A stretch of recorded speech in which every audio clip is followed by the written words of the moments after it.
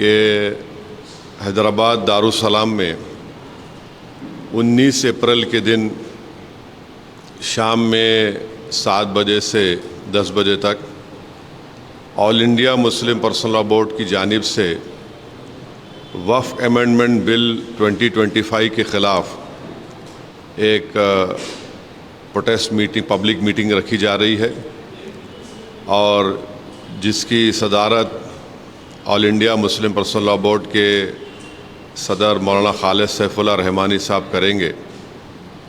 और इस protest public meeting में जो all India Muslim personal law board की तरफ से की जा रही है उसमें तेलंगाना और आंध्र प्रदेश के मुस्लिम पर्सनल लॉ बोर्ड के मेंबर्स, तेलंगाना और आंध्र प्रदेश के बड़े बड़े मुस्लिम ऑर्गेनाइजेशंस जिसमें जमीयतुल उलमा भी है, जमात इस्लामी भी है और मशाइखीन इस प्रोटेस्ट पब्लिक मीटिंग में हिस्सा लेंगे।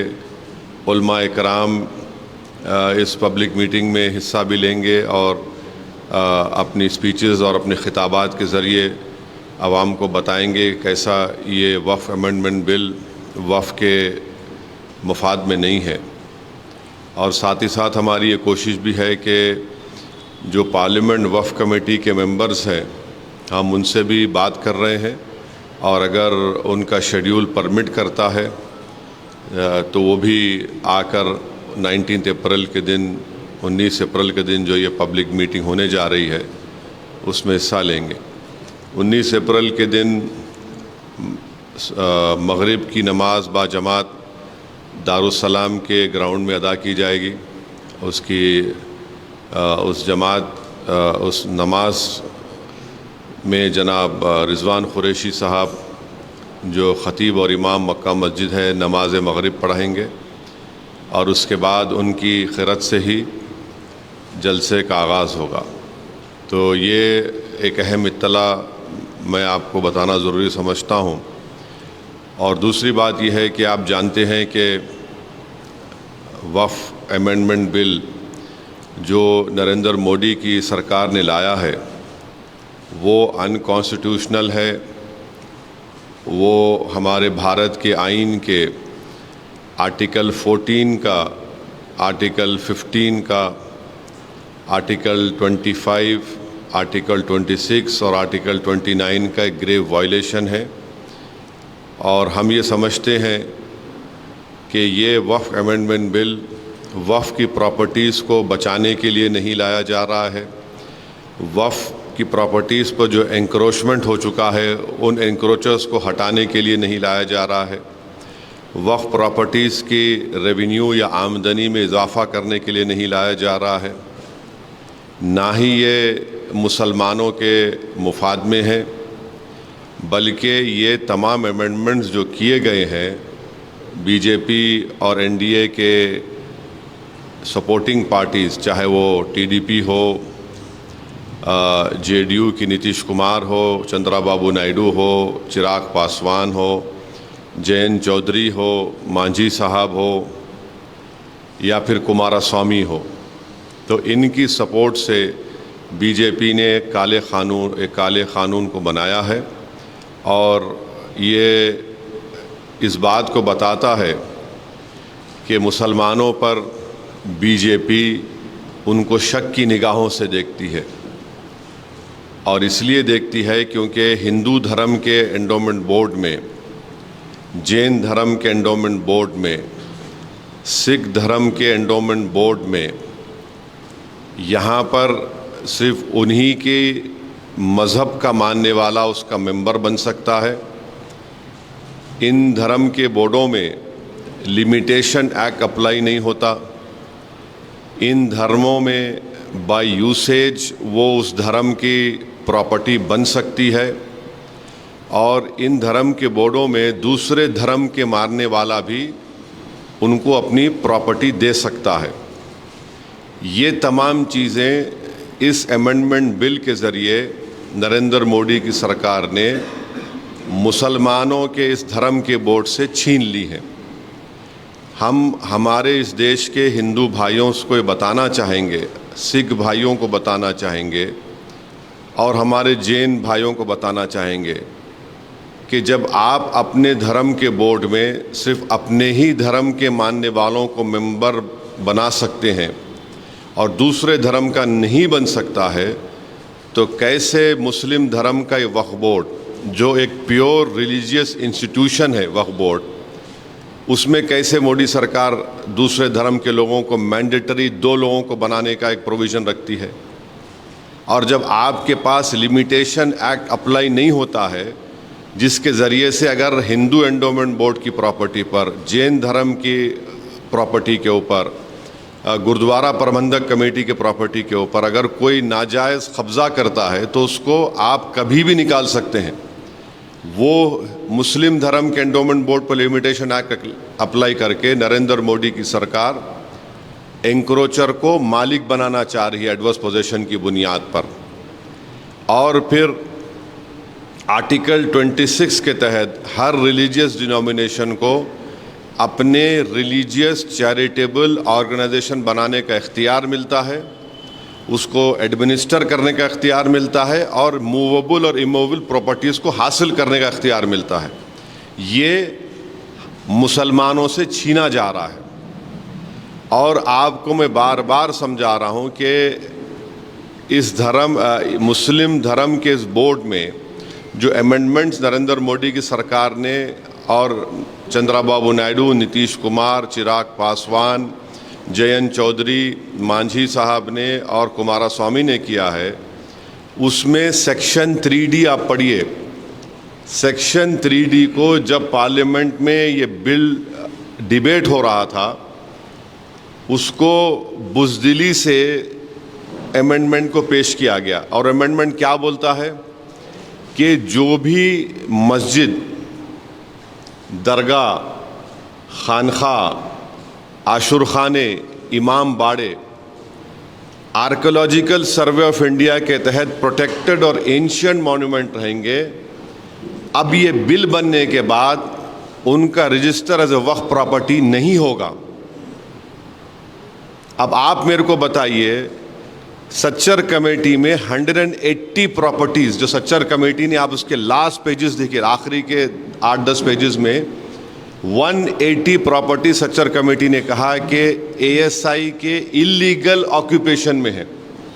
इस सेक्शन 3D के तहत हम उस 180 प्रॉपर्टीज़ को खो देंगे, जिसमें मस्जिद भी है, खानखाएँ भी हैं, क़ब्रिस्तान भी है, दरगाहें भी हैं, सब है।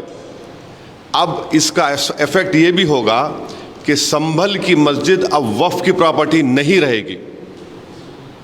मैं डायरेक्ट चैलेंज कर रहा हूं भारत के प्रधानमंत्री को कि आप, मेरा सवाल आपसे है, आप जब अमेंडमेंट ये ला चुके हैं, कानून बना चुके, तो क्या संभल की मस्जिद अब वक्फ की प्रॉपर्टी रहेगी?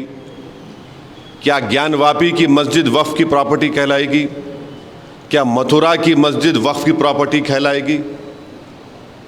जितने भारत में ASI प्रोटेक्टेड एंशिएंट मॉन्यूमेंट्स है, उसके एक्ट के तहत उसको बोलते ASMR एक्ट,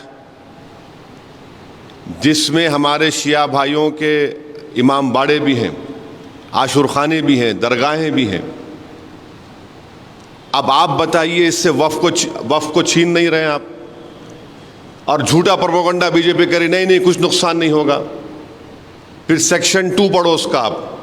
सेक्शन 2 में लिखा गया कि इस एक्ट से पहले जो ट्रस्ट थे जिनका मकसद वक्फ की तरह हो, और इस एक्ट के बाद जो ट्रस्ट हैं जिनका मकसद वक्फ की तरह, वो ट्रस्ट में रहेंगे।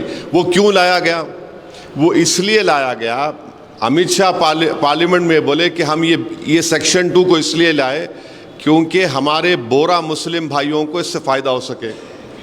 वो भी उनको धोखा दिए बोरा मुस्लिम भाइयों को, उस प्रोविज़न में बोरा का जिक्र ही नहीं है। ये इसलिए लाया गया क्योंकि भारत का जो सबसे दौलतमंद आदमी है, जो खोजा यतीम खाने को ख़रीद कर अपना आलीशान बंगला तामीर किया, इस सेक्शन 2 से सबसे पहला फ़ायदा उस शख्स को होगा, सबसे पहला फ़ायदा उसको होने वाला है। दूसरा, इस बिल में ये कहा गया कि अगर बीजेपी प्रोपेगेंडा कर रही है, नहीं वक्फ बाय यूजर नहीं है, वक्फ बाय यूजर है, परेशान मत हो, क्यों हो रहे हैं, ओवैसी झूठ बोल रहा है। देखिए, हिंदू धर्म में by usage, temple by usage, मठ बाय यूसेज उस धर्म की प्रॉपर्टी बन जाती है। और हिंदू धर्म के जो बहुत बड़े जूरिस्ट है, उनका नाम है B.K. मुखर्जी। B.K. मुखर्जी एक जज थे, और B.K. मुखर्जी की किताब में उन्होंने क्लियरली लिख दिए कि हिंदू धर्म में बाय यूसेज वो उस डीटी की या मूर्ति की या उस मंदिर की प्रॉपर्टी या मठ की प्रॉपर्टी बन सकती है। अब मोदी सरकार जो है इतना गंदा काम किया है, मैलिफाइड है, कि ये बोल रहे हैं कि अगर वक्फ बाय यूसेज रहेगा, मगर अगर डिस्प्यूट होगा या फिर गवर्नमेंट प्रॉपर्टी होगी तो वक्फ बाय यूसेज नहीं होगा। अब मैं अगर वक्फ मेरी प्रॉपर्टी है, मैं अपनी गवर्नमेंट के खिलाफ अगर वक्फ बाय यूसेज को इस्तेमाल नहीं करूंगा तो किसके खिलाफ इस्तेमाल करूंगा? डिस्प्यूट क्या है? डिस्प्यूट कोई भी क्रिएट कर देगा, कोई भी जाके बोल देगा मेरी प्रॉपर्टी है, तो जब वक्फ बाय यूज खत्म हो जाएगा। और बार बार आपसे कह रहा हूं, ये सरकार झूठ बोल रही है। राम मंदिर के जजमेंट में, बाबरी मस्जिद राम मंदिर जजमेंट में सुप्रीम कोर्ट ने कहा वक्फ बाय यूज होगा, बाज़ाब्ता उन्होंने बताया कि उसका एविडेंस ये होगा, उसका पोजेशन होना चाहिए। वक्फ बाय यूज को सुप्रीम कोर्ट ने बाबरी मस्जिद राम मंदिर में अपहेल्ड किया है, और ये सरकार उसमें बोल रही कि नहीं डिस्प्यूट और गवर्नमेंट प्रॉपर्टी होगा। तो सच्चर कमेटी में दिल्ली के 120 प्रॉपर्टीज जो गवर्नमेंट के कंट्रोल में है, सच्चर ने कमेटी ने कहा कि under the illegal occupation of the government, Delhi government, this should be return to the Delhi Waqf board, Delhi Waqf board वापस करना चाहिए। और सच्चर कमेटी ने कहा कि उस 120 सिर्फ दिल्ली के प्रॉपर्टीज की 2007 में मार्केट वैल्यू 8,000 करोड़ रुपये है, 8,000 करोड़। अब जब ये वक्फ बाय यूज का प्रोविजन आएगा, लॉ बन गया, 120 प्रॉपर्टीज चले गए मेरे, जिसमें दरगाहें भी हैं, जिस पार्लियामेंट के सामने की मस्जिद है, जिसके इमाम रामपुर के मेंबर ऑफ पार्लियामेंट मौलाना मुहिबुल्लाह साहब हैं, वो चले गए। अब कल गवर्नमेंट बोले नहीं मस्जिद तुम्हारी नहीं, हमारी प्रॉपर्टी है, लगा दिए, तो उसमें तो खत्म ही हो गया। अब दूसरा यह है कि अगर मैं जाकर ASI के मॉन्यूमेंट से, मेरे जो सच्चर ने कहा, मैं जाके बोलूंगा गवर्नमेंट ने बिल में क्या किया कि गवर्नमेंट का डेफिनेशन जो होता है उसको इतना इनलार्ज कर दिया कि उसमें पब्लिक सेक्टर अंडरटेकिंग्स भी आ गए। अब मैं जाके बोलूंगा भाई मेरी है, तो बोलेंगे हम वक्फ बाय यूज खत्म कर दिया, आपके डॉक्यूमेंट नहीं है। अगर वक्फ बोर्ड जाकर बोलेगा वक्फ बाय यूज मैं इस्तेमाल कर रहा हूं, कोई खाबिज है, इंक्रोचर है, तो गवर्नमेंट बोलेगी नहीं हम तो लिमिटेशन एक्ट अप्लाई कर दिए, 12 साल के बाद उन्हें मालिक बन गया। कौन सा ऐसा प्रोविजन है जिससे वक्फ बोर्ड को फायदा पहुंचेगा, हमको बताइए। हम तो लूज कर रहे हैं हमारे पूरे प्रॉपर्टीज को, वक्फ की प्रॉपर्टीज को। आप सेक्शन 3D ला लिए, सेक्शन 2 ला लिए, सेक्शन 3C कर दिए, डेजिग्नेटेड ऑफिसर। अब डेजिग्नेटेड ऑफिसर कौन होगा बताइए? मेरा गवर्नमेंट से झगड़ा चल रहा, कई जमीनों पे कब्जा है गवर्नमेंट का, तो दुनिया का उस इंसाफ का उसूल ये है कि कोई भी अपने केस में जज नहीं बन सकता। आप क्या कर रहे हैं? डेजिग्नेटेड ऑफिसर गवर्नमेंट अपॉइंट करिए, गवर्नमेंट एग्जीक्यूटिव का हिस्सा है।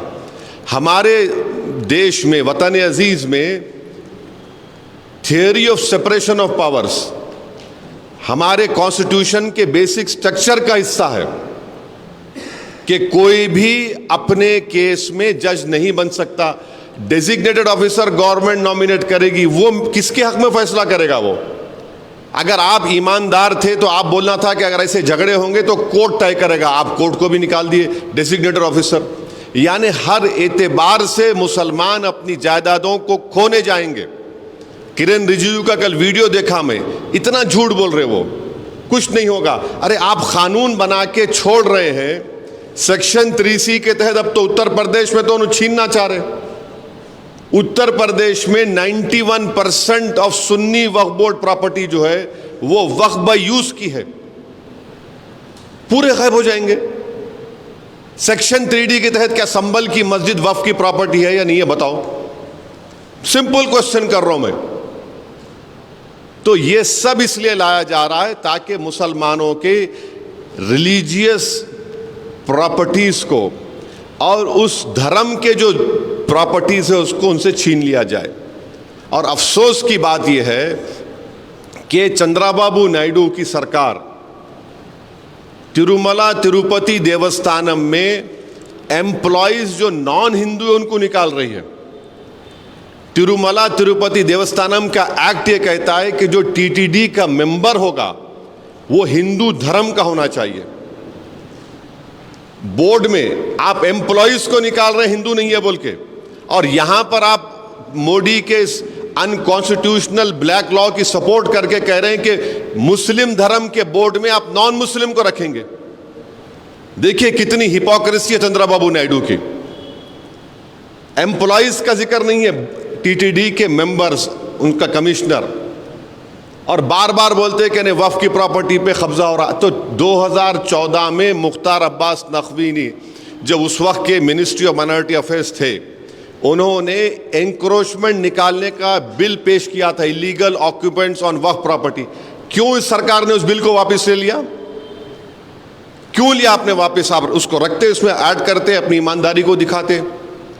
अच्छा, आपको जानकर एक और तकलीफ होगी कि कलेक्टर अगर किसी मुतवल्ली को कोई ऑर्डर देगा कि आप ये काम करिए और मुतवल्ली नहीं सुनता तो कलेक्टर उसको 6 महीने की सजा दे सकता। अगर कलेक्टर किसी मुतवल्ली को बोलेगा कि तुम नमाज में अज़ान नहीं देना, मेरा ऑर्डर है, मैं बोल रहा हूं आपको, आप बोलेंगे ऐसा कैसा कर सकते, ऐसा हो सकता, हो रहा है, तो मुतवल्ली जेल को चले जाएगा। कलेक्टर वेरीफाई करने के बाद ही कोई प्रॉपर्टी वक्फ में जा सकती। ये कैसा होगा? तो वक्फ बोर्ड को आप तो पोस्ट ऑफिस बना के रख दिए। Waqf board has become a post office कि वक्फ बोर्ड को इख्तियार ही नहीं है। अच्छा, अब इस कानून बनने के बाद 6 महीने के अंदर, विद इन 6 मंथ्स, आपको पूरे प्रॉपर्टीज को पोर्टल पर रजिस्टर करना पड़ेगा। इंडियन ट्रस्ट एक्ट पढ़ लो आप, उसमें प्रोविजन है ही नहीं पोर्टल का। हिंदू धर्म में नहीं है, एंडोमेंट बोर्ड में, गुरुद्वारा प्रबंधक कमेटी में नहीं है। क्यों आप यहां पर कर रहे हैं? इसलिए कर रहे हैं कि जब आप पोर्टल पर रजिस्टर करने जाएंगे, मिसाल के तौर पे हमारे शौकत साहब सीनियर फोटोग्राफर हैं, ईश्वर रेड्डी साहब भी है।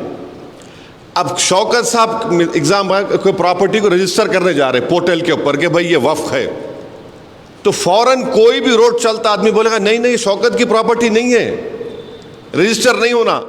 अब होता क्या, इस बिल में पढ़ो, कलेक्टर अगर शौकत की प्रॉपर्टी के खिलाफ मिसाल के तौर पे इंक्वायरी ऑर्डर कर दिया, जैसा इंक्वायरी ऑर्डर कर रहा वो वक्फ प्रॉपर्टी नहीं रहेंगी। It will not be a Waqf property till the completion of inquiry. अब इंक्वायरी कंप्लीट करने का कोई टाइम लिमिट ही नहीं है, तो कलेक्टर साहब क्या करेंगे? इंक्वायरी ऑर्डर कर दिए, बैठे आराम से बैठे रहो, मैं तो वक्फ प्रॉपर्टी लूज कर दिया। क्या इस तरह का प्रोविजन हिंदू धर्म के एंडोमेंट बोर्ड में नहीं है? क्या इस तरह का प्रोविजन गुरुद्वारा प्रबंधक कमेटी में नहीं है? जैन धर्म में है? नहीं है। यहां पर क्यों लाए फिर आप? अब पोर्टल पे चढ़ेंगे, जैसा कोई नहीं नहीं अरे ये तो है ही नहीं भाई, वक्फ की नहीं है, चलो कलेक्टर साहब ऑर्डर कर दिए इंक्वायरी, इट वक्फ प्रॉपर्टी नहीं रहेंगी। कोई भी ऑब्जेक्शन डाल सकता है जाके। सेक्शन 3C पढ़ो आप, एनी पर्सन, अरे कौन होगा भाई, कुछ तो है ना, लोकल स्टैंड है, कुछ नहीं, डालो। तो जितने इसके जो 48 या 49 अमेंडमेंट्स है, ये कोई इसका वक्फ से ताल्लुक नहीं है। और इन्होंने एक प्रोविजन क्रिएट कर दिए कि अगर किसी को वक्फ से निकल के ट्रस्ट बनाना है तो ट्रस्ट बना लो। कहाँ इसका फायदा होने वाला है वक्फ बोर्ड को?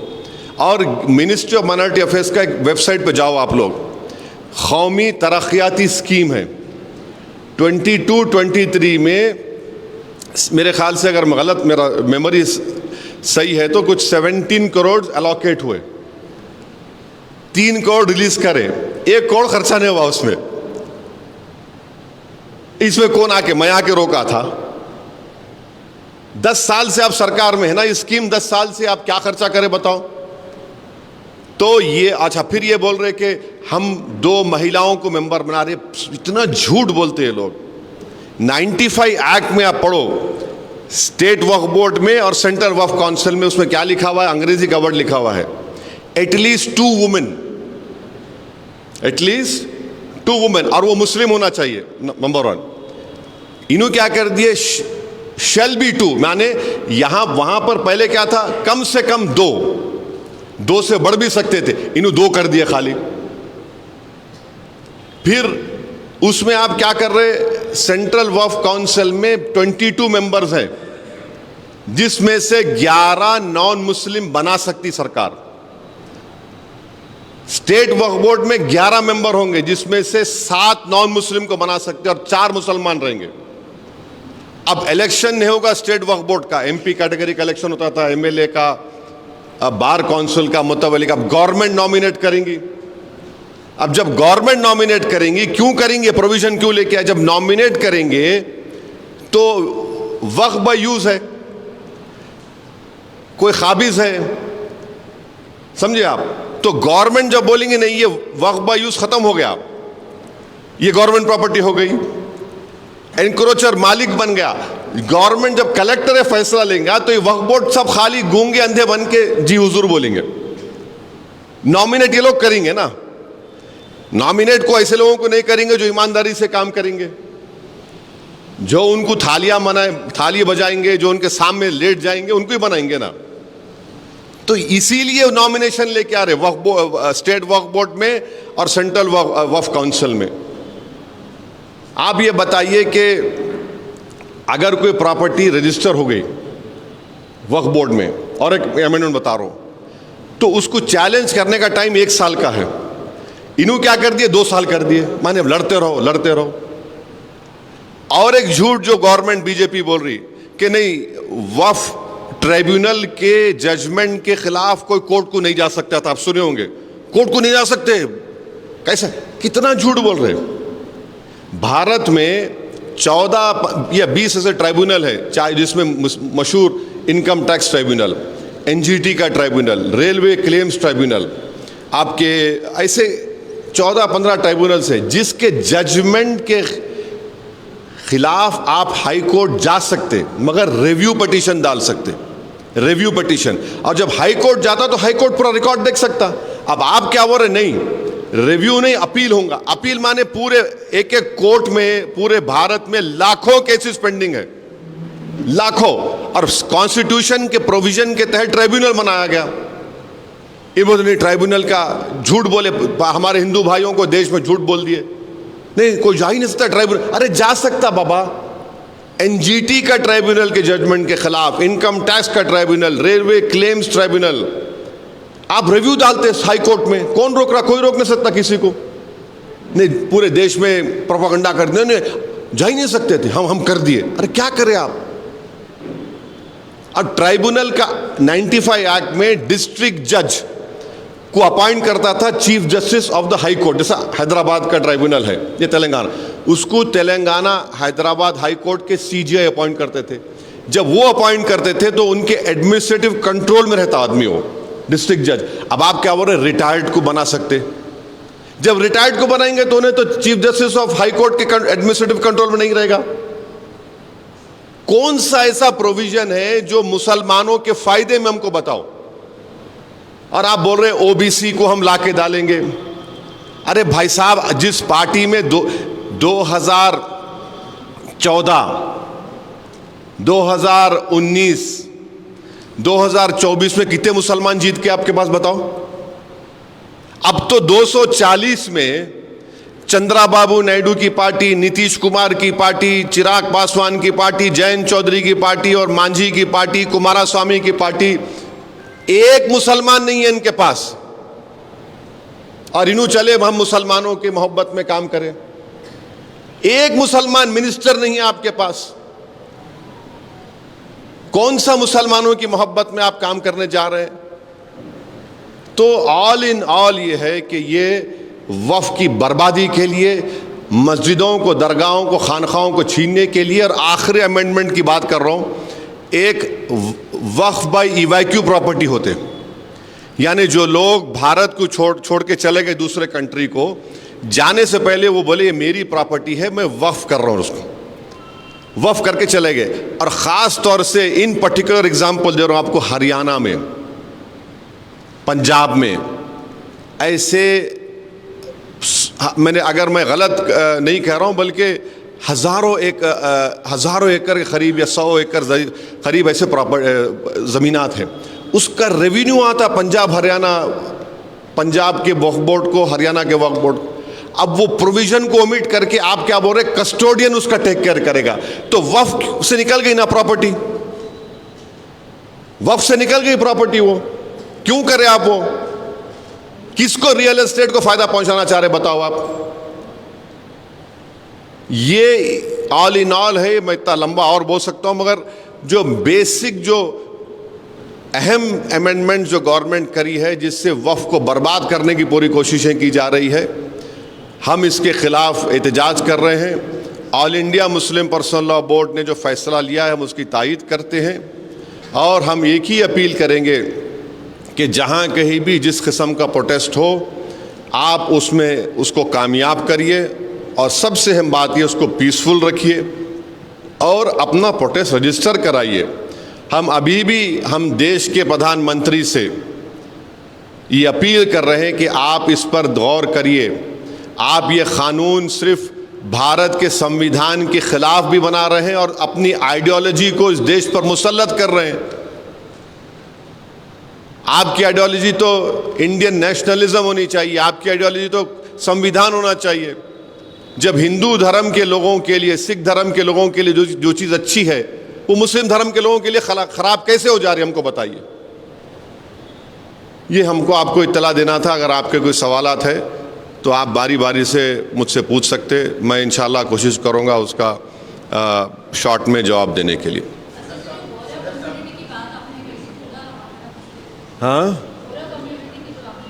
अमित शाह अपनी स्पीच में और पार्लियामेंट की जो वक्फ कमेटी है उसकी रिपोर्ट में लिखा गया कि ये प्रोविज़न हम बोरा कम्युनिटी के लिए ला रहे हैं, सेक्शन 2 का, मगर उस प्रोविज़न में उनका नाम ही नहीं है ना madam.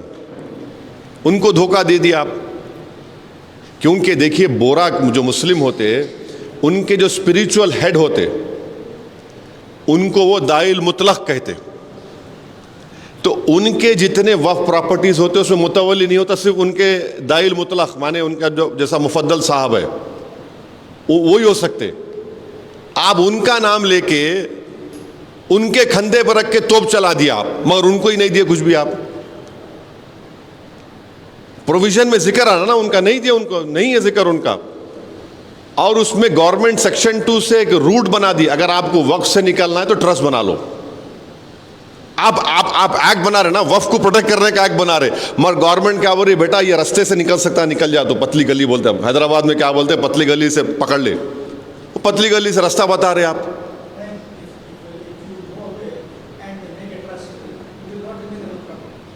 They are saying if you create a trust now, you can come out of waqf. अब आप बताइए, is this in the interest of waqf? आप पूरा बाजा बजा रहे हिंदू भाइयों में जाके, और हम ऐसा कर दिए। अरे तुम रास्ता बता रहे निकलने का, तुम कैसा रास्ता बनाते हैं ट्रस्ट का? एक मिनट, आप पूछिए ईश्वर जी क्या कहा। देखिए, मैं वेस्ट बंगाल गवर्नमेंट का स्पोक्स पर्सन नहीं हूँ ईश्वर रेड्डी साहब, अनफॉर्चुनेटली। नहीं, मैं किसी गवर्नमेंट का भी स्पोक्स पर्सन नहीं हूँ। मैं अपनी पार्टी की तरफ से ये बात करने के लिए आया हूँ, और वेस्ट बंगाल की जो सरकार है उनके पास कॉम्पिटेंट लोग हैं, और मुझे यकीन है कि वो कॉम्पिटेंट लोग आपके सवाल का बेहतरीन जवाब दे सकते हैं। और आपको सिर्फ एक टेलीफोन कॉल करना है उनको, आप कॉल करो, बोल देते आप। हाँ हाँ हाँ, एक बात सुनिए, मेरे को मालूम था आप पूछेंगे बात, क्योंकि आपने आपके ऊपर के लोग बोले आपको, मेरे कहीं जा रहे तो पूछो बोल के। हम ये पूछ रहे कि जो डेमोलिशन हो रहा बुलडोजरों से, कभी उसका भी तो चला दो तुम्हारे चैनल पे। अरे कहाँ चला है बाबू, एक पूना महाराष्ट्र में एक गरीब की झोपड़ी थी, इंडिया पाकिस्तान का क्रिकेट मैच हुआ, कोई झूठा इल्ज़ाम लगा दिए कि वो एक 14 साल का बच्चा कुछ नारा लगाया, उसको बुलडोजर लगा के तोड़ दिए। अभी उसका भी तो पूछ लो प्यारे। वायलेंस को हम कंडेम करते आए, कंडेम करते रहेंगे। मैं अभी आपको बोला कि प्रोटेस्ट होना मगर पीसफुल होना, किसी भी किस्म का वायलेंस जो होगा वो कंडेमनेबल है। वायलेंस नहीं होना चाहिए, पीसफुल प्रोटेस्ट होना चाहिए।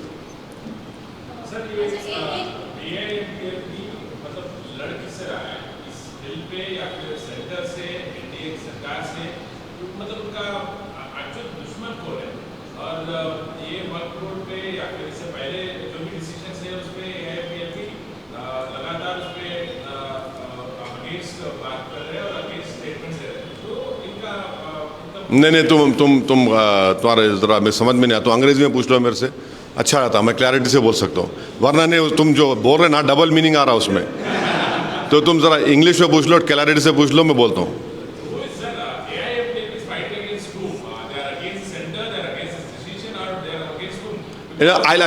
Just hold on. हाँ? Where? No. See, you are trying to enlarge an issue. All India Muslim Personal Law Board has taken a decision to protest against this black unconstitutional Waqf amendment law that has been made by the Narendra Modi government. That is the decision that has been taken, and they have called for protest till Bakrid. And then on 22nd of this month, let me check the exact date. On the 22nd of this month, in Talkotora Stadium also there is going to be a protest meeting. And to answer your question, who made this law? It is the government of India, of the Prime Minister's government, Narendra Modi government has made this law. So we are protesting against this government also. अम्मा कुछ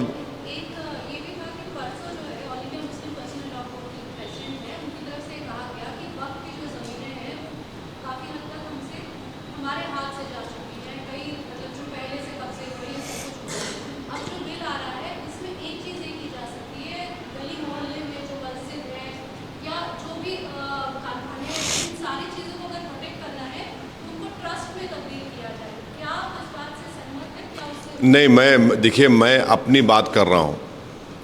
मैं personal law board, सुनिए, personal law board के spokes person है, वो आपके सवाल का जवाब देंगे। मैं अपनी बात कर रहा हूँ, मैं पार्लियामेंट में जो बोला हूँ और पार्लियामेंट की जो जॉइंट वर्किंग कमेटी में जो हमारे डिलिब्रेशंस हुए, जो हम अपनी बात को रखे, और मेरी जो डिसेंट रिपोर्ट है जो 122 पेजेस के ऊपर मुश्तमिल है। My dissent report is publicly available. I would request each and every right-thinking Indian to please read it. उसको पढ़िए आप। मैं यकीन जानिए, आप उसको पढ़ेंगे तो मुझे यकीन है कि आपके दिलों में जो शक और शुबा है, जो सस्पिशंस हैं, जो गलत फहमियाँ हैं, वो क्लियर हो जाएगा। और ये बार बार बीजेपी बोलती है अरे नहीं, ये लोग तो जहाँ दस्ते रखे इनकी वक्फ हो जाती। कोई होता क्या ऐसा? बोलिए आप। दस्ती रखे तो वक्फ क्यों हो जाती? मैं दस्ती नहीं रखा, मैं पार्लियामेंट में 20 साल से पढ़ रहा हूँ। पार्लियामेंट नमाज में मेरी हो गई, पार्लियामेंट 20 साल से पढ़ रहा हूँ पार्लियामेंट नमाज में, कोई कोने में जाके। अगर टाइम मिला तो सामने मस्जिद चले आता हूँ। बाज़ वक्त डिबेट्स ऐसे चलते पार्लियामेंट में कि आपको स्पेशली मगरिब का टाइम कम रहता आपके लिए, तो आपको पार्लियामेंट में हम कोने में पढ़ते। मैं नहीं बल्कि हमारे असराउल्लाह कासमी मरहूम जनाब बर्क साहब, ऐसे कई एमपीज़ को हम तो बाज़ कोने में साथ पढ़ लेते थे। क्योंकि आप जब अपने घर से दूर जाते तो सफ़र की नमाज होती, खसर बोलते, कम नमाज छोटी हो जाती हो, तो मेरी हो जाती पार्लियामेंट। तो कोई समझने की बात तो होना ना। और ये आप बोल रहे नहीं आपकी प्रॉपर्टी वफ़ कर सकते, आपकी प्रॉपर्टी वफ़ हुई ना। आप एएसआई कब बना? एएसआई कब बना? 1880 में एएसआई बना ना। अब मक्का मस्जिद जब बनी एएसआई था क्या वहां पे? चार मीनार जब बना जब एएसआई था क्या? लाल किला जब बना एएसआई था क्या? कुतुब शाही मस्जिदें अपने हैदराबाद में ईश्वर रेड्डी साहब देखे जब एएसआई था क्या? वो क्या था? वक्फ बाय यूसेज है, बाय यूसेज वक्फ है वो। आज आप बोल रहे नहीं एएसआई में आ गया तो मेरी हो जाती, वक्फ की रहती। ये तो नाइंसाफी है ना। ये तो अब छीन रहे मुझसे आप मेरी प्रॉपर्टी को।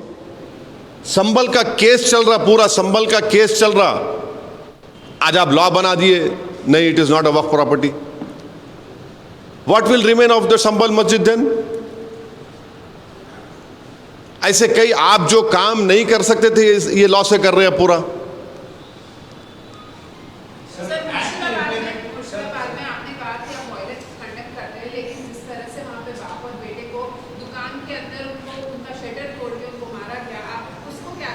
मैडम, चाहे पीलू खान हो, इखलाक हो, अतीक अहमद हो, मुख्तार अंसारी की मौत हो, चाहे कहीं भी मॉब लिंचिंग होती हो, चाहे मुर्शिदाबाद के उस बाप बेटे को मारा गया हो, और फिर एक पुलिस फायरिंग के आप क्यों नहीं बोल रहे एक मुसलमान मरा, उसमें आप बोलो ना, पूरा बोलो ना मैडम। दो लोग ऐसा मरे, पुलिस फायरिंग में मुसलमान मरा। हम हर वायलेंस को कंडेम करते हैं, बल्कि हम तो नाथूराम गोडसे जो करा उसको भी कंडेम करते हैं। इस देश का सबसे पहला आज़ाद हिंदुस्तान का टेररिस्ट था तो नाथूराम गोडसे था। और इस देश में पिछले 10 साल में तो 11 साल में तो मुसलमानों के खिलाफ नफरत को इंस्टीट्यूशनलाइज कर दिया गया है, इंस्टीट्यूशनलाइज कर दिया गया है। अब हमको ये बात समझ में नहीं आ रही कि आप लोग इतनी देर से कोई ये सवाल नहीं कर रहा कि ज्योतिबाई फूले के ऊपर पिक्चर बन रही है और उस पिक्चर में ये फैक्ट है कि दलितों के ऊपर जुल्म हुआ, हो रहा है और होता रहेगा। उस जमाने में ज्योतिबाई फूले और सावित्रीबाई फूले जब अपनी तहरीक का आगाज किए थे तो उस जमाने में दलित जो है अपने इस सीने के सामने एक क्ले पॉट को लगा के और अपनी पीठ के पीछे एक झाड़ू को लगा के, चाहे जब वो चलता था तो अपर कास्ट के लोग जो थे वो ये बोलते थे कि तू हमारी जमीन पर नहीं चला ना, थूकना, तो उन्हें थूकता था बेचारा तो अपने उस क्ले पॉट में, और पैरों के कदमों को अपनी झाड़ू से साफ करता था। उस सीन को निकालो बोल रही गवर्नमेंट ऑफ इंडिया ये। यानी नरेंद्र मोदी हर पिक्चर को प्रमोट करते, क्यों नहीं पिक्चर को प्रमोट कर रहे ज्योतिबाई फूले के पिक्चर को? हिस्टोरिकल फैक्ट है ना ये कि अपर कास्ट के लोग उस जमाने के दलितों को बोलते तुम हमारी बस्ती में आ रहे तो अपने गले में क्ले पॉट रखो और पीछे झाड़ू लगा के, ताकि तुम्हारे कदमों के निशान मिटते जाए और तुम थूकना है तो उसमें थूको। ये फैक्ट है, ये कौन डिनाई कर सकता? नरेंद्र मोदी पिक्चर प्रमोट कर रहे ना, कौन से पिक्चरों को प्रमोट करें? ये पिक्चर को प्रमोट करो। क्यों सीबीएफसी बोल रही कि निकालो ये सीन, निकालो वो सीन, निकालो वो सीन निकालो, क्योंकि अपर कास्ट के लोगों को तकलीफ हो रही। ये कौन सा इंसाफ है बताइए आप? हम पूरे अपर कास्ट को नहीं बोल रहे, उस जमाने में जो अपर कास्ट के लोगों ने किया हम उसको बोल रहे हैं, वो फैक्ट है ना। आप उसका सवाल ही नहीं कर रहे। ये फैक्ट है, ये भी देख लो आप जरा।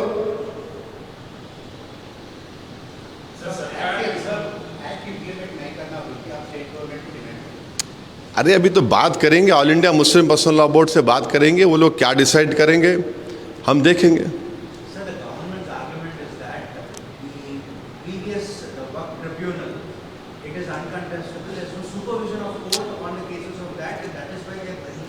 Please understand, this government believes in theory of confusion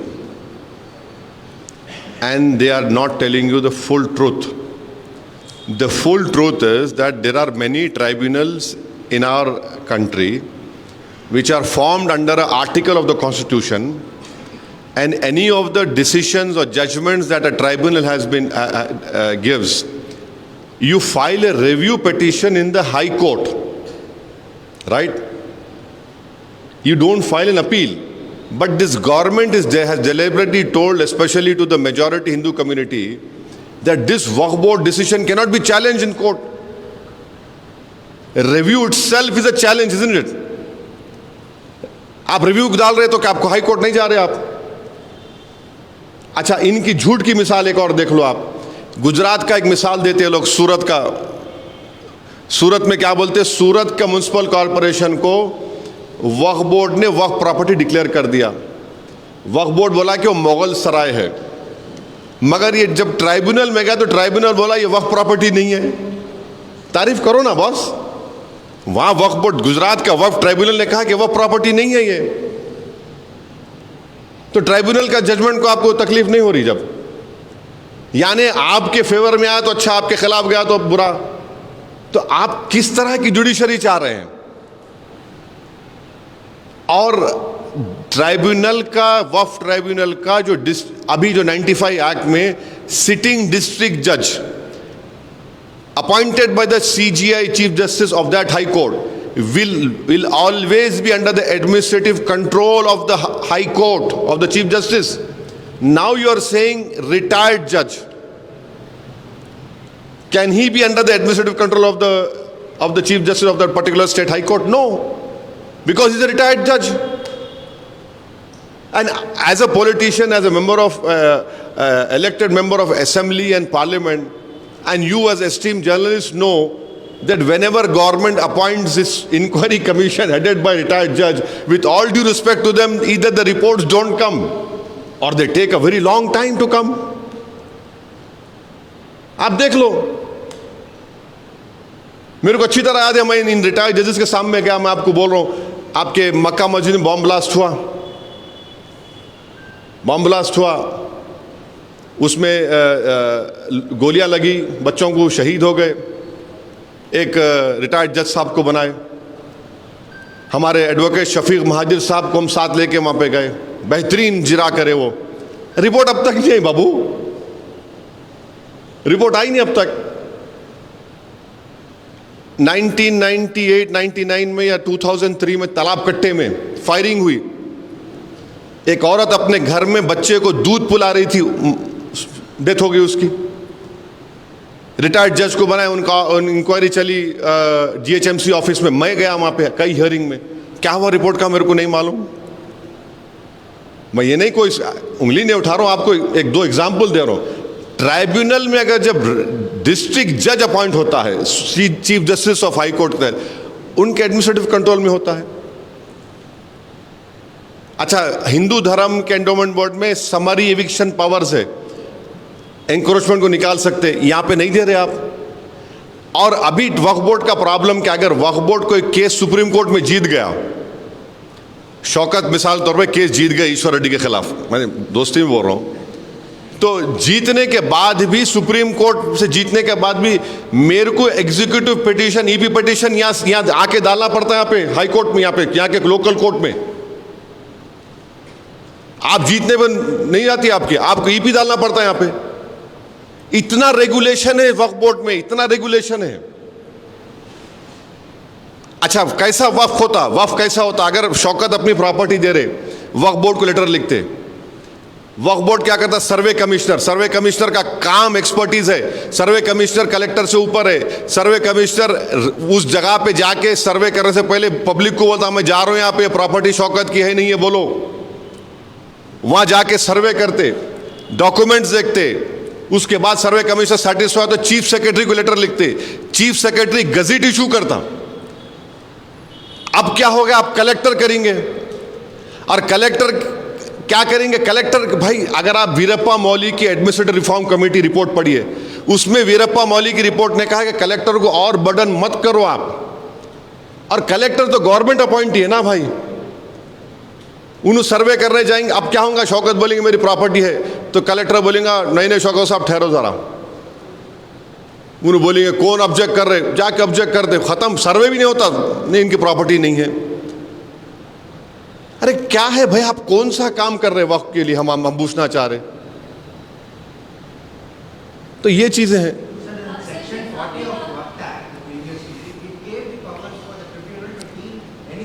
No. You listen to me. Section 40, I'll tell you the truth. You should go and read the answers given by the Ministry of Minority Affairs to the Waqf Parliament Committee. In last 30 years, Section 40 has been used in only 500 odd cases. and out of that 500 odd cases only 8 people have gone to the court. अगर 30 साल में 500 odd cases में section 40 इस्तेमाल हुआ जो CO के powers है, और सेक्शन 40 तमिलनाडु के हिंदू एंडोमेंट बोर्ड में भी है, तेलंगाना हिंदू एंडोमेंट बोर्ड में भी, आंध्रा हिंदू एंडोमेंट बोर्ड में भी है, जब वहां पे अच्छा है तो यहां खराब कैसा हो गया प्यारे? अच्छा क्यों खराब हुआ बोलता हूं आपको मैं। अब आप सुनो, सेक्शन 40 के तहत जब भारत के सबसे दौलतमंद आदमी ने खोजा ऑर्फनेज की वक्फ प्रॉपर्टी को खरीद लिया, तो महाराष्ट्र स्टेट वक्फ बोर्ड के 2 सीओज ने 2 सीओज लेटर लिख के बोले कि ये वक्फ की प्रॉपर्टी है, वक्फ कैन नॉट बी एलियनेटेड, तो उनका ट्रांसफर कर दिया उन्होंने। इसीलिए सेक्शन 40 निकाल रहे। पार्लियामेंट कमेटी को आंसर दिए, आई कैन प्रूव इट, मैं लाना था आपको बता। 30 साल में 500 बार या 500 ऑड बार सेक्शन 40 इस्तेमाल हुआ, उसमें से सिर्फ 8 लोग कोर्ट को गए उसके खिलाफ, वो कामयाब है नहीं। अच्छा सेक्शन 40 क्यों जरूरी है? मुसलमानों में वक्फ वाल औलाद होता, वक्फ वाल औलाद यानी अगर कोई मेरी वक्फ की प्रॉपर्टी है, मैं बोलता हूं कि वक्फ का मतलब क्या है? मैं अल्लाह को मालिक बना रहा हूं, ऑलमाइटी अल्लाह, यानी हिंदू बोलते हैं मैं भगवान को दान दे रहा हूं या डीटी को दान दे रहा हूं। मैं ये बोलता हूं कि मालिक तो अल्लाह रहेगा, मगर इसका जो बेनिफिशियरी आएगा वो मेरे बच्चों में डिस्ट्रीब्यूट होना। वक्फ वाल औलाद है, हैदराबाद में बहुत है। तो अब गवर्नमेंट क्या बोल रही है? नहीं, वक्फ वाल औलाद उस वक्त नहीं होगा जब अगर आप बच्ची का हक मान रहे, मार के दे रहे, बच्ची का हक मार के दे रहे। अरे भाई, अगर कोई हिंदू, कोई सिख, कोई जैन, कोई मुसलमान भगवान अल्लाह मूर्ति के नाम पे या गुरु नानक के नाम पे, किसी गुरु के नाम पे अपनी प्रॉपर्टी को दे रहा है, उसमें बेटा बेटी का दोस्त का क्या मामला आ रहा? मैं दे रहा हूं ना भाई, मैं दे रहा हूं, उनको दे रहा हूं, मैं अल्लाह को दे रहा हूं, मैं भगवान को दे रहा हूं, मैं ईश्वर को दे रहा हूं, उसमें बेटा बेटी कैसे आएंगे? हम भारत के प्रधानमंत्री से पूछना चाह रहे हैं, अगर प्राइम मिनिस्टर केयर्स फंड को कोई अपनी प्रॉपर्टी दे रहा तो क्या उसमें बोल रहे बेटियों को हिस्सा मार के नहीं देना बोल के? पीएम केयर्स फंड में आप ये नहीं बोलते I can give anything I want, क्या उसमें प्रोविजन है उन्होंने गर्ल्स का हिस्सा मार के नहीं दे सकते? आप क्यों रोक रहे भाई? मैं अल्लाह के नाम पे दे रहा हूं ना। आप बोल रहे नहीं बच्चों का हिस्सा मार के नहीं देना। अरे बच्चों का हिस्सा कैसा जब मैं अल्लाह के नाम पे दे रहा हूं तो? अच्छा फिर अगर आपको इतनी फिक्र है बीजेपी को बेटियों की, हिंदू धर्म में एक्वायर्ड सेल्फ प्रॉपर्टीज जो होती हैं, ईश्वर रेड्डी साहब अगर आप चाहे तो अपनी जो भी आपके छोटी प्रॉपर्टी होंगी, बड़े दौलतमंद नहीं है मैं जानता हूं, आप अपनी पूरी प्रॉपर्टी अपनी एक बेटे को एक बेटी को दे सकते हैं, या उनको छोड़ के आप महल्ले में किसी को भी दे सकते हैं, उस पर कोई प्रोविजन नहीं है। या और मुसलमानों में क्या है? मुसलमानों में अगर किसी को 2 बच्चे हैं मिसाल के तौर पे, तो मैं एक को 1/3 से बढ़ के नहीं दे सकता हूं, लीगली 1/3 से बढ़ के नहीं दे सकता हूं मैं किसी को भी। रोशन साहब नहीं दे सकते आप, आपकी property you can not give more than 1/3। आप वहां पे निकलाओ ना, क्यों? वहां पे हिंदू धर्म में आप बोल रहे कि विल पावर आपका नहीं, by will you can give it. यानी आप देखते जाओ इनके जो नाइंसाफियां हो रहे हैं, ये कहां कितना टारगेट कर रहे हैं मुसलमानों को।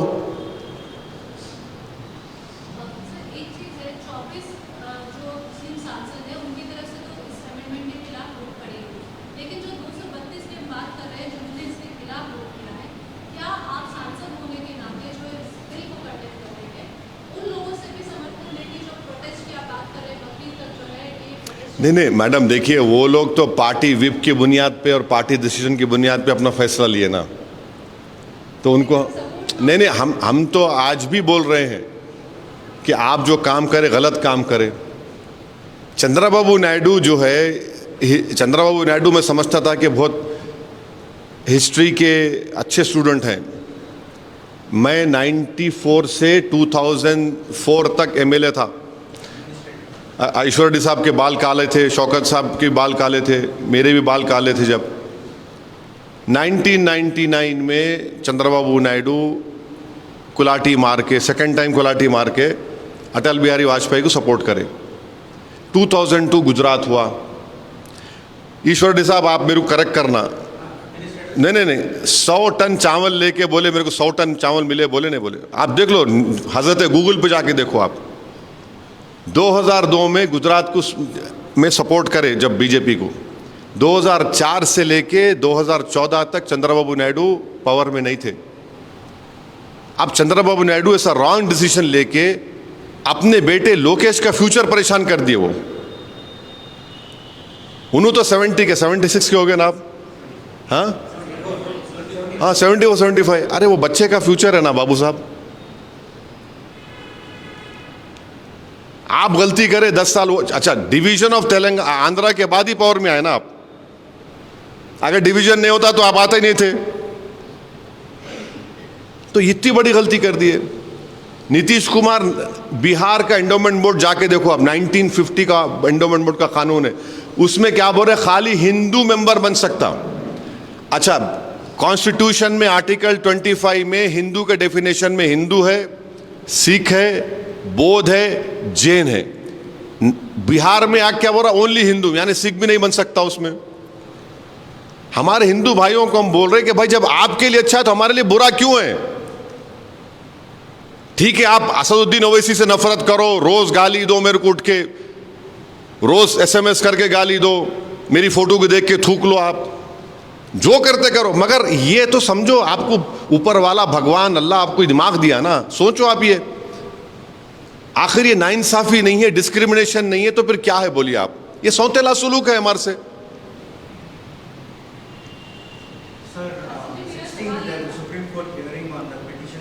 So now, it is going. I cannot. No, I'm just asking. You decided to go for, why it is against the constitution of parliament.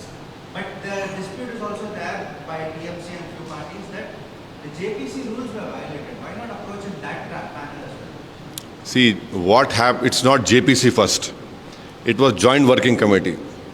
Now, what has happened in the committee? That report has been given to the Parliament.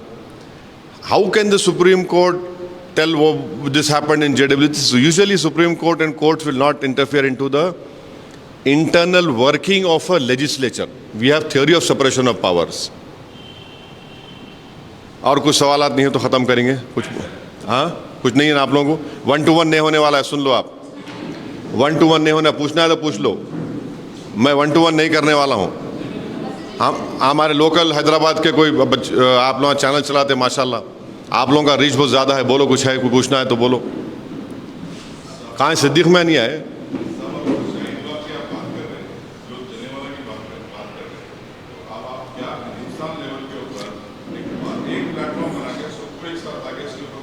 देखिए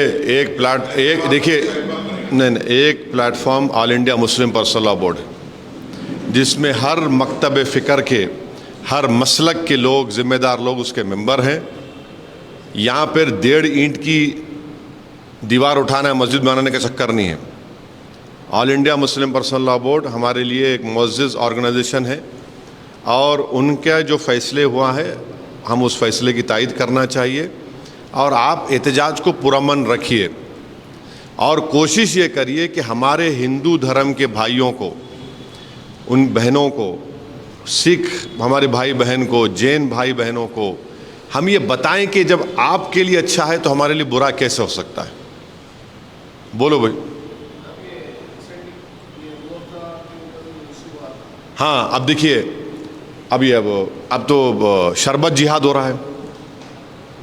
love जिहाद से शुरू हुआ, ज़मीन जिहाद हो गया, अब शरबत जिहाद हो रहा है। जॉब जिहाद था।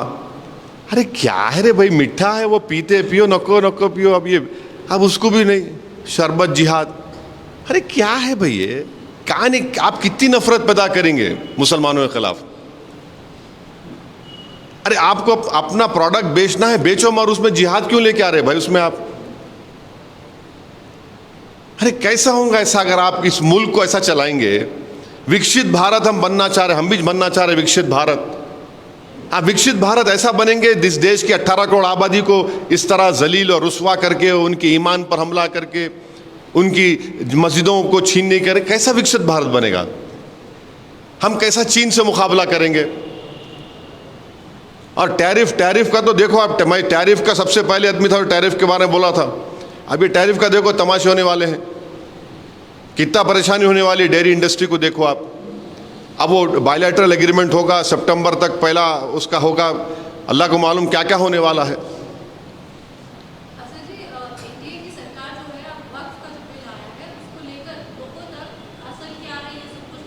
अरे असल क्या ये बोल दिए ना इतने पूरा, इसीलिए हम लोग उर्दू में बोलते अलीफ से लेके वस्सलाम तक पूरा खोल दिए, खोल खोल के बोल रहे, पूरा एक्सपोज कर दिए। अरे देखिए मैडम, पहले देखिए, पहले क्या बोलते थे, इस्लाम में वक्फ नहीं है। अरे कुरान में इन्फाक के ऊपर मेरे ख्याल से 70 ज़्यादा आयतें हैं, प्रॉफिट मोहम्मद सल्लल्लाहु अलैहि वसल्लम की हदीस हैं। अरे कोई पार्लियामेंट में एक बीजेपी के मेंबर खड़े को बोले ये मुस्लिम कंट्री में वक्फ नहीं है, ये मुस्लिम कंट्री में वक्फ नहीं है, उसमें नहीं है। सबसे पहली बात तो ये है कि भारत की तुलना आप उनसे क्यों कर रहे हैं? आपको उनसे उतनी मोहब्बत क्यों हो गई? भारत एक डेमोक्रेसी है, यहाँ पर अंबेडकर का दिया हुआ संविधान है, और जिस कंट्रीज का नाम ले रहे झूठ इतना, वहाँ भी वक्फ है। मैं आप लोगों के इत्तला के लिए बता रहा हूँ, हमारे बर्ग भी बैठे हुए हैं, आप नजफ करबला गए ना, अब आप, मैं झूठ बोल रहा हूँ तो मेरे को झूठ है बोल देना, क्या वहाँ पर पानी के कुएं नहीं है हज़रत अली के वक्फ किए हुए? 1400 साल पुराने हज़रत अली जब खलीफा थे, खलीफतुर राशिदीन हज़रत अली मुर्तज़ा जो खलीफा थे, उन्होंने वक्फ करे कुओं को पानी के, अब तक है, अब तक है। सिंगापुर में वक्फ है, मालूम आपको? सिंगापुर, मलेशिया छोड़ो, सिंगापुर में वक्फ है, टर्की में है, मोराको में है, कहाँ नहीं है? नहीं है। नहीं, वो मोहम्मद गौरी आया था। अरे इस्लाम प्रॉफिट मोहम्मद सल्लल्लाहु अलैहि वसल्लम से हम सीखे, मोहम्मद गौरी से नहीं सीखे हम। नहीं वो नुला, अरे इस्लाम में है, वो एसेंशियल रिलीजियस प्रैक्टिस है मुसलमानों के लिए। अब उन्होंने आया था, आप देखो कैसा कंफ्यूजन है। अमित शाह प्रॉफिट मोहम्मद की का जिक्र करे सल्लल्लाहु अलैहि वसल्लम का, उनके पार्टी के लोग दूसरी बात बोल रहे हैं। उन्हें बोलने के बाद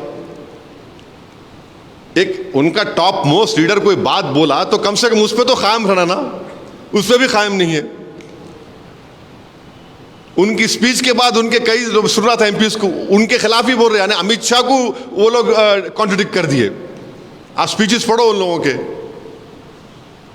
माने ये अगर इस तरह की नफरत आप में है मुसलमानों के ताल्लुक से, तो फिर आप अपनी कॉन्स्टिट्यूशनल ड्यूटी को नहीं निभा पाएंगे। Thank you.